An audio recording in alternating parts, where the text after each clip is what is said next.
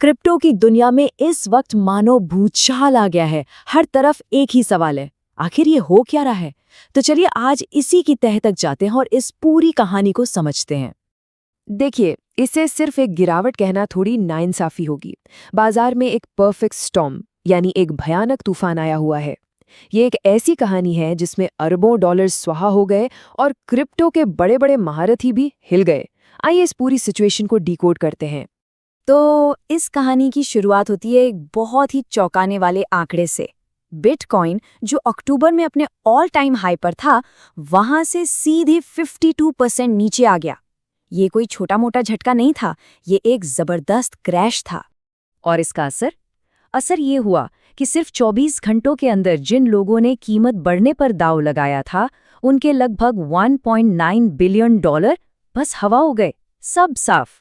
और ये नुकसान सिर्फ बिटकॉइन तक ही नहीं रुका। पूरे क्रिप्टो बाजार से उसके पीक के बाद से 2 ट्रिलियन डॉलर से भी ज्यादा की रकम भाप बनकर उड़ गई है। तो सवाल ये है कि इस पूरी तबाही के पीछे आखिर कौन है? तो अब शुरू होती है हमारी पड़ताल, हमारी जांच हमें कुछ मुख्य संदिग्धों तक ले आई है। और मजे की बात यह है कि ये अकेले काम नहीं कर रहे थे। नहीं, इन्होंने मिलकर वो परफेक्ट स्टॉर्म खड़ा किया जिसकी हम बात कर रहे थे।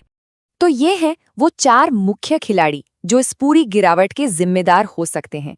चलिए एक एक करके इनकी कुंडली खंगालते हैं। हमारी लिस्ट में पहला और सबसे बड़ा संदिग्ध है कैंपेन सेलिंग। ये वो सिचुएशन होती है जब बड़े बड़े इन्वेस्टर्स, मतलब जो व्हेल मछलियां हैं, वो एक साथ मिलकर धड़ाधड़ माल बेचना शुरू कर देते हैं।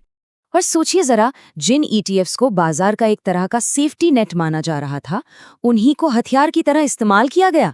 सिर्फ नवंबर के महीने में इनसे 3.4 बिलियन डॉलर खींच लिए गए। मतलब रक्षक ही अब भक्षक बन गए थे। ये गिरावट एक बड़े बाजार बदलाव का भी नतीजा है। जब दुनिया में टेंशन बढ़ती है तो निवेशक क्रिप्टो जैसे रिस्की एसेट से पैसा निकालकर सोने जैसी सेफ जगहों पर लगा देते हैं। लेकिन रुकिए, इन जाने पहचाने संदिग्धों के अलावा एक ऐसा डर भी है जो किसी साइंस फिक्शन फिल्म की स्क्रिप्ट जैसा लगता है। डर यह है कि आने वाले समय में क्वांटम कंप्यूटर्स इतने पावरफुल हो जाएंगे कि वो बिटकॉइन की सिक्योरिटी को ही तोड़ देंगे। सुनने में अजीब लगता है ना? लेकिन बाजार में इसने एक नई टेंशन पैदा कर दी है। तो ये तो थे कारण, अब जरा नतीजों पर भी नजर डाल लेते हैं। देखते हैं कि इस तूफान ने क्रिप्टो इंडस्ट्री के बड़े बड़े दिग्गजों पर क्या कहर ढाया। ये नुकसान कोई छोटा मोटा नहीं था। बाइनेंस के फाउंडर चैंगपेंग झाओ ने लगभग 29 बिलियन डॉलर कमा दिए। कॉइनबेस के ब्रायन आर्मस्ट्रॉन्ग की दौलत में 7 बिलियन डॉलर की कमी आ गई। मतलब साफ है कि इस तूफान की चपेट में हर कोई आया। और इस पूरी तबाही ने बिटकॉइन की पहचान पर ही एक बहुत बड़ा और बुनियादी सवाल खड़ा कर दिया है। क्या ये सच में एक सेफ इन्वेस्टमेंट है या सिर्फ एक और रिस्की टेक्नोलॉजी? ये जो तुलना है ये सब कुछ साफ कर देती है। जब बाजार में डर का माहौल था, तब सोना चमक रहा था, रिकॉर्ड बना रहा था, और बिटकॉइन वो डिजिटल गोल्ड की तरह नहीं, बल्कि एक बेचैन टेक स्टॉक की तरह गोते लगा रहा था। और यही इस संकट का सबसे बड़ा सवाल है। सालों से कहा जा रहा था कि बिटकॉइन मुश्किल समय में सोने की तरह काम करेगा। अब उस थियरी का सबसे बड़ा टेस्ट हो रहा है। लेकिन हमारी इस पड़ताल का एक आखिरी सुराग अभी बाकी है।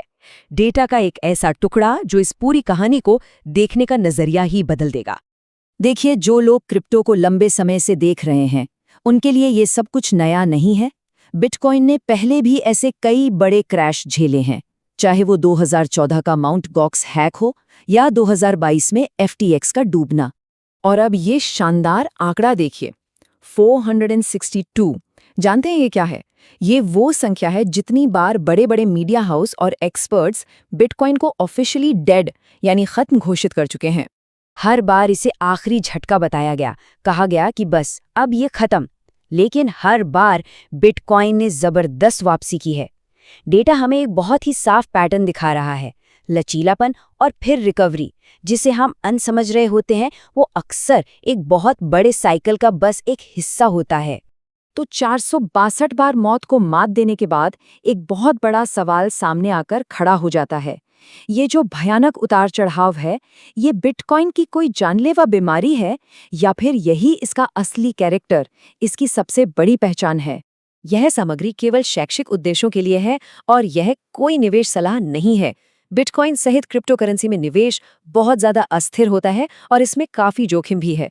कृपया निवेश करने से पहले अपनी रिसर्च जरूर करें या किसी वित्तीय सलाहकार से सलाह लें। रिस्क सिर्फ मार्केट में होता है, प्लानिंग में नहीं। DGN कैपिटल मैनेजमेंट के साथ स्टॉक मार्केट, म्यूचुअल फंड और insurance. AMFI IRDAI certified. Your success our priority.